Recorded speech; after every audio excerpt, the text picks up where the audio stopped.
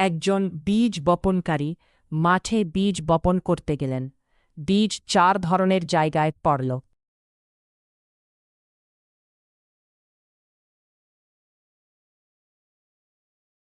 রাস্তার ধারে পাখিরা এসে বীজ খেয়ে ফেলল।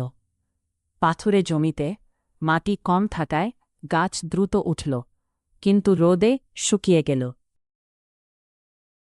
কাটা ঝোপের মধ্যে কাটা গাছ বেড়ে উঠে চারাগুলোকে চেপে ধরল।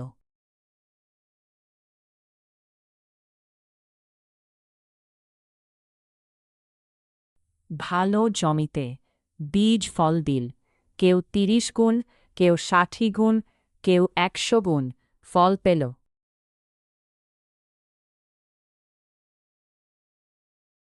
এই দৃষ্টান্তের মূল শিক্ষা, একই বার্তা সবাই শোনে, কিন্তু হৃদয়ের অবস্থার উপর ফল নির্ভর করে। যারা বাক্য শুনে, বোঝে ও জীবনে ফল আনে, তারাই ভালো মাটিতে বপনকারী।